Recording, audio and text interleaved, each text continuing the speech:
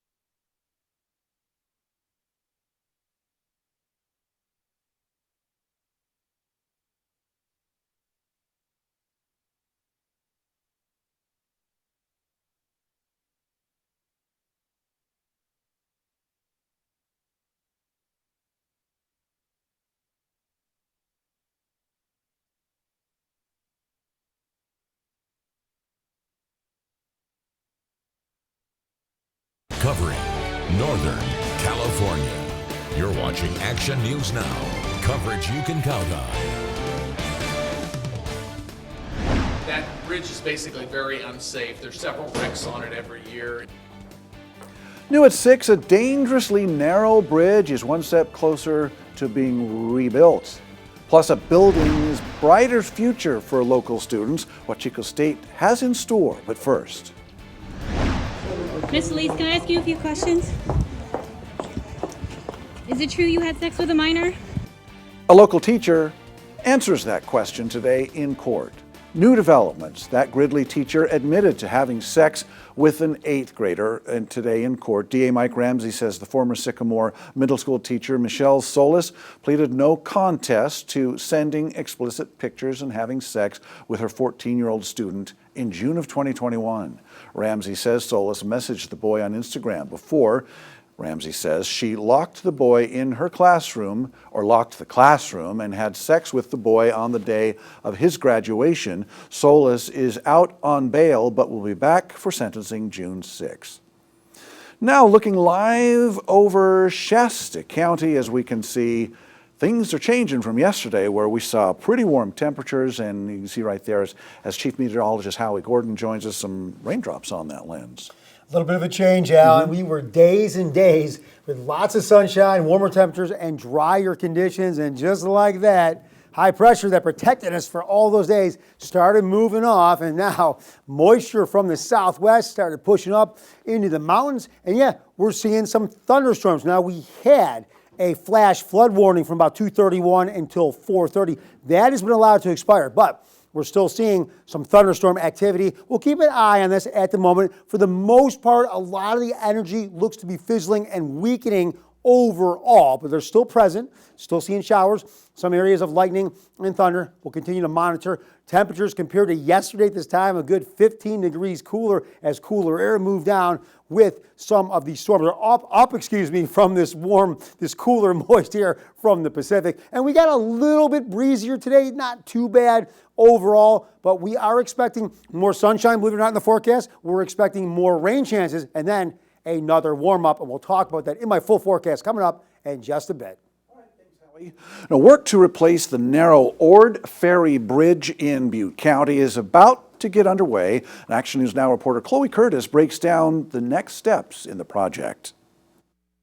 The Ord Ferry Bridge replacement project is getting closer to breaking ground, replacing this narrow bridge that's there currently with a 640-foot long by 43-foot wide bridge instead. Chair and District 4 Supervisor Todd Kimmelshoe says it's a narrow bridge that's needed to be replaced for years. And that's about a $17 million project, and today we approved some money for a consultant to make sure that we do it correctly through all the environmental issues and the construction process. Most all of it has been paid for through state and federal project money. The project aligns with our 2024 improvement master plan and will replace the existing narrow bridge west of Dayton with a new bridge. The project making the drive safer for many in the community. That bridge is basically very unsafe. There's several wrecks on it every year. Even large trucks go over the side of it because of its narrow nature. And so this is something that's been in the process for a long time, like over 10 years. Construction on the bridge is slated to begin later this spring. In Orville, Chloe Curtis, Action News Now, coverage you can count on. The project is expected to be complete by 2025. New at 6, we are learning more about how a Supreme Court decision could impact Chico's homeless crisis. Yesterday, we told you that the High Court is hearing the Grants Pass, Oregon versus Johnson case to decide whether homeless camp bans are constitutional. Lawyers for Chico filed an amicus brief with the court supporting Grants Pass, saying a lower court ruling makes it extremely difficult for officials to protect public health and safety. Well, we spoke with political science and criminal justice professor Dr. Jennifer Wilking about the case. Our research, other research shows that criminalizing homelessness continues and perpetuates the cycle of poverty. It doesn't get people out of homelessness. And to get people out of homelessness, we need affordable housing. The lawsuit challenges Martin v. Boise, a ruling that says you can't enforce anti-camping ordinances if there's not enough homeless shelter beds. The ruling in Chico v. Warren follows those same guidelines. The Supreme Court will make its decision or announce its decision in June. Starting Thursday, pro rata payments for Camp Fire survivors will increase to 66%. To get your increase, your claim needs to be finalized, and you need to have also signed and submitted both releases. On April 8th, the trust said there will be at least one additional pro rata increase, but how much that will be is still not known. As of April 15th, it says 98% of determination notices have been accepted. About $19.3 billion dollars have been awarded in notices, while about $11.3 billion has been paid out. Today, dozens gathered to discuss the state of the city and Chico, as well as the city's future. Action News Now reporter Lauren Cooper joins us now. So, Lauren, what are some of the topics you heard today? Yeah, Alan, Mayor Andrew Coolidge touched on several topics, but our area's housing market was a popular talking point in our area. The price to buy a home has skyrocketed in the last year. During the address, Senior Vice President and Chief Credit Officer for Golden Valley Bank, Quinn Velasquez, showed that this year, homes in Butte County are about $46,000 more than they were in 2023. That's bringing the total up to about $451,000 for a single-family home, and with that comes fewer sales. Year over year, we've seen fewer home sales. In 2023, we had transactions of just over 1,800 homes sold. I think it's going to continue to be a challenge in Butte County to find adequate, affordable housing. Velasquez says there's been an 18% decline in home sales over the last year. Currently, Butte County ranks 31 out of 58 counties for its median home sales prices.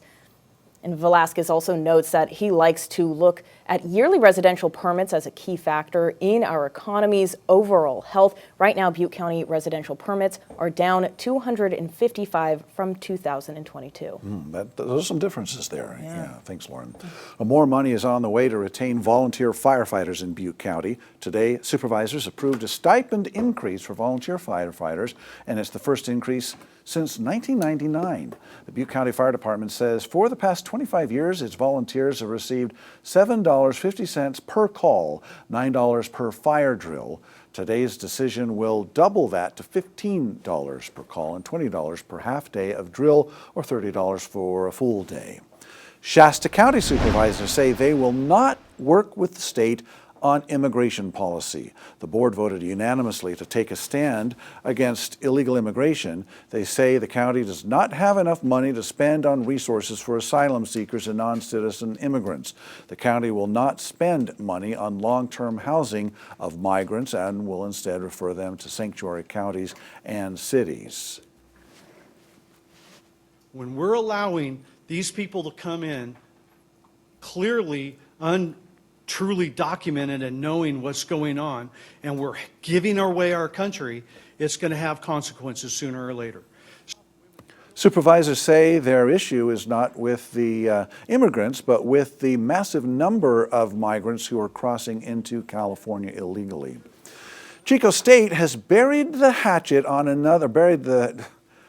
so to speak, on another time capsule. The capsule contained photos, messages, and objects that commemorate the 2023-2024 academic year. The event aims to capture the essence of campus life and preserve it for future generations. Time capsules are unveiled after 50 years, meaning this capsule will remain buried until 2074. I'll be there to cover it for sure. Chico State is making it easier for community college students to earn their bachelor degrees through the university. Action News Now reporter Sade Pullen shows us the change that a new partnership hopes to make. On Monday, Shasta College and several other local colleges are signing a memorandum of understanding rights here at Chico State to streamline these student transfers to the university. Chico State tells me that some transfer students have struggled with the transition and that this partnership is in response to significant enrollment drops across the CSU system. Enrollment is decreasing across the country, but we're proud to say this year we went in an upward direction. We're 1% up and we're good. We're claiming it and we're moving in a positive direction. And so we're excited about that. But yes, enrollment is down across the country for various reasons. And we want to make Chico State a welcoming place for any student who wants to come here. The other colleges that are involved in the signing besides Shasta College are Butte College, College of Siskiyous, Feather River College, Lassen Community College, Woodland Community College, and Yuba College. This means Chico State will partner with local colleges for open house events, have more recruiters and advisors on site at these community colleges, and implicate certain guarantees, like automatically offering admission to students from those 7 colleges as long as they meet the minimum eligibility requirements. Sometimes we forget those students because we figure they already know the process. But they also sometimes need a little hand-holding, need some extra steps, need some extra advising, needing work with, and that's what we're trying to do here at Chico State. After the signing, there will be a tour at the Transfer Student Success Center at Chico State. Reporting in Chico, I'm Sade Pullen with Action News Now, coverage you can count on. Each college will also set up a mechanism for early identification of students interested in transferring so students can schedule a Chico State campus tour. New at 6, how a local rancheria is helping seal the deal for Butte County's first ever Sobering Center. Plus, a local business campaign is coming to an end. It really helped to generate some excitement around why it's important to be shopping local and really to help change that mindset. We speak with local business owners to see if the campaign was worth the cost.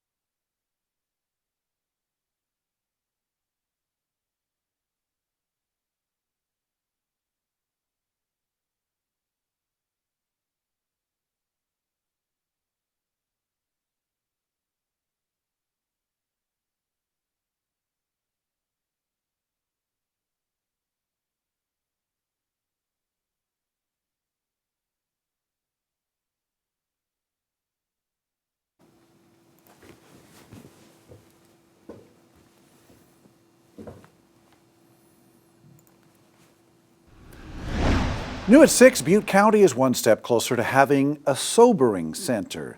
Today, the Moortown Rancheria announced it is donating $250,000 to the Department of Behavioral Health and the Sheriff's Office. They say this is to help divert people from jail and instead into programs. The Sobering Center would help people come off of substance abuse and then connect them with resources. Butte Behavioral Health hopes to get the center open on Cohasset Road in Chico by July. A local campaign to help promote Chico business is coming to an end. Get It in Chico started back in November. The city spent more than $200,000 to promote shopping local, but that money has run out. We spoke to one business owner about how this campaign has impacted her business.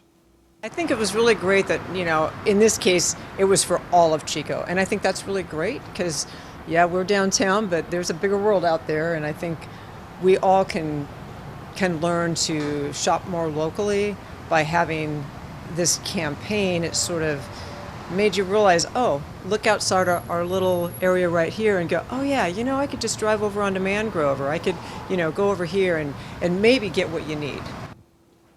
We spoke to Deputy City Manager Jennifer McCarthy, and she says that one reason for having this campaign was to help address online shopping habits that people picked up during the pandemic. The campaign will end sometime in June. Fraternity brothers are getting their hands dirty. New at 6, how they're helping families on the Ridge. We're a little cooler, a little breezier, and for the most part drier in the lower levels, but things will start to change again as we move through the week. And we're going to talk about it coming up in just a moment.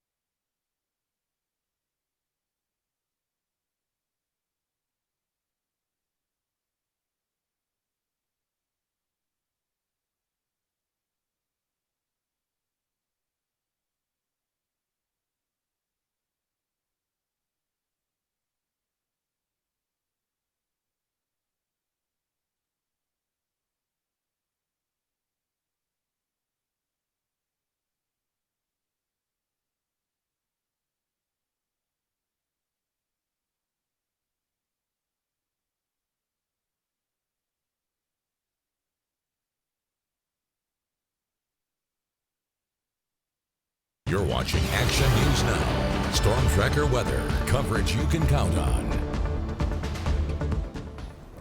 Well, it's still a beautiful day, plenty of clouds. This is a live look from South Oroville looking north. And so, yeah, we see those clouds in the sky, Howie, and what is it indicating for us? Well, really for the most part in the low-lying areas, we stayed on the dry and really relatively sunny side. It's those higher elevations that took on a lot of cloud cover, moisture, and some rain showers. But here's another beautiful look. Our Rainbow Lake camera in Shasta County looking off towards the northwest. So there's some more clouds, and some of those clouds are indicating some rain in some of the higher elevations. So showers and thunderstorms for Tuesday, yes, we've already endured them, or we've had them. We still have some going on. Cooling off this week, noticeably cooler compared to yesterday at this time. And we are expecting more shower. I know a lot of the area in the low-lying areas stayed on that dry side, but we are expecting more rain, and we're going to go over it in the next couple minutes. So threat of thunderstorms, we had it. The conditions were there. Moisture started moving in. High pressure moved off, so we further destabilized. Then you had the moisture pushing in from the southwest, and then again, a little bit of sunshine mixed in there that helped further destabilize the atmosphere. And we saw some thunderstorms, especially in the western part of Trinity County. There, so over here off of the Redding area in Del Loma, excuse me, that's what I meant. And then in the higher elevations, really even in the Sierra Cascades, we had some thunderstorm activity. Looks to be a little more tame at the moment as some of these storms starting to lose some energy, but we're keeping an eye on some clusters, still bringing some heavy bands at times, but overall, compared to the last several hours, things are starting to settle and weaken a little bit. Low temperatures tonight, a little cooler compared to the last few nights. Will be in the lower 50s compared to the mid and even the upper 50s. So maybe not crack that, or maybe because we got so warm, you might want to crack that window, get a little bit of cooler air back in the house. Then tomorrow, we're staying right around where we're supposed to be, but about 10, 12, 15 degrees cooler in some spots compared to where we've been or where we were for several days. Here's our future cast as we move through Tuesday. So it really indicates those storms starting to weaken. For the most part, we still have the moisture and cloud cover in the higher elevations as we move into Wednesday. And as we move through Wednesday, really, we're staying on that drier side. Most locations going to see a good amount of sunshine, even in the higher elevations for the most part, but some spots still can hold on to those showers. Now, as we make our way into Wednesday evening, we'll pick up where that left off. High pressure moved off. Cooler moisture out of the Pacific Ocean moved up and got pushed up those mountains. We saw all those thunderstorms and the showers. But what's going to happen is the high will continue to move off further. Then storms from the north, those could bring showers for Thursday and into Friday. Again, most of it going to stay in the higher elevations. The valley might see a little bit of rain as well, maybe 3/4 of an inch to an inch, where maybe you can double that in some of the higher elevations. Now, if thunderstorms develop, that's a different story. Then we can see some more rain. But pretty much where we're supposed to be for Wednesday. Showers move in Thursday, Friday, and cool us down. But after Friday, we really start warming up with more sunshine and getting closer again to where we're supposed to be this time of year, about 76 degrees. But we're going to see, again, sunny conditions once again. All right, thanks, Howie. The Department of Justice is paying out big for a major mistake in how they investigated this. We'll have the full story next in sports.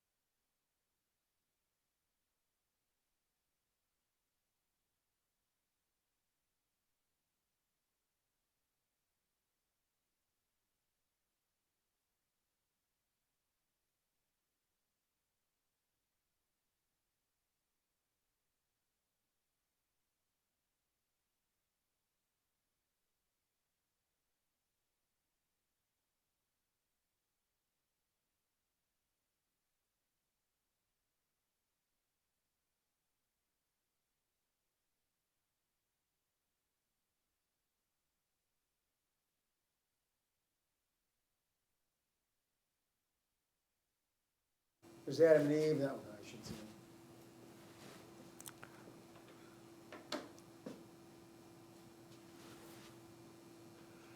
Millions of dollars is coming from the Department of Justice for mishandling reports of sexual assault by sports doctor Larry Nassar.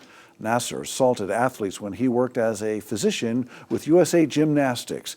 In a scathing Inspector General's report, found some FBI officials failed to respond to the allegations, violated multiple FBI policies during the investigation as well.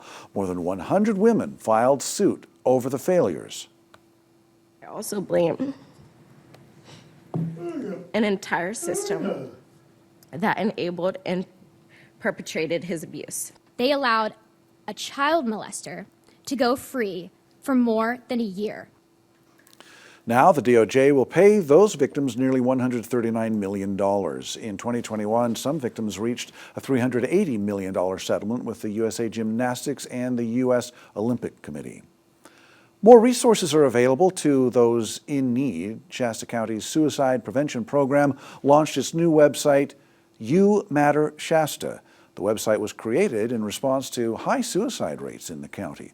The website connects you to mental health and suicide crisis resources and also teaches about suicide prevention. You can check it out. We've placed a link on our website under news links. Chico State's Sigma Alpha Epsilon fraternity got their hands dirty, helping families rebuild on the ridge. The fraternity partnered with Habitat for Humanity of Butte County and State Farm to put up sidings on two homes this week. State Farm just awarded $30,000 to Habitat for Humanity to ensure every future home they build receives a Wildfire Prepared Home Plus designation. Habitat for Humanity says it plans to work in Paradise for the next 10 to 15 years. Students helping feed students. New at 6, how Reading teens are solving student food insecurity.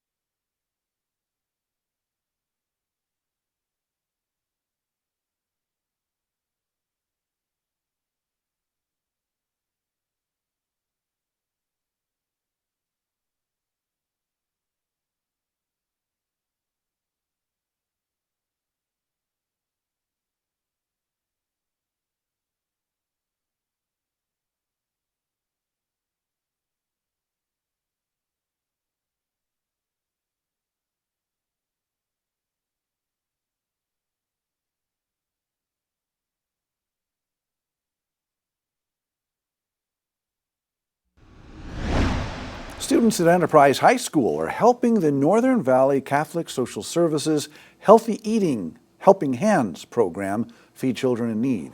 The program feeds 53 food insecure students across the Enterprise Elementary School District. The program offers pre-made lunches and free on-campus pantries. Now, Enterprise High's culinary program will prepare the student meals to help sharpen their skills while being part of the solution.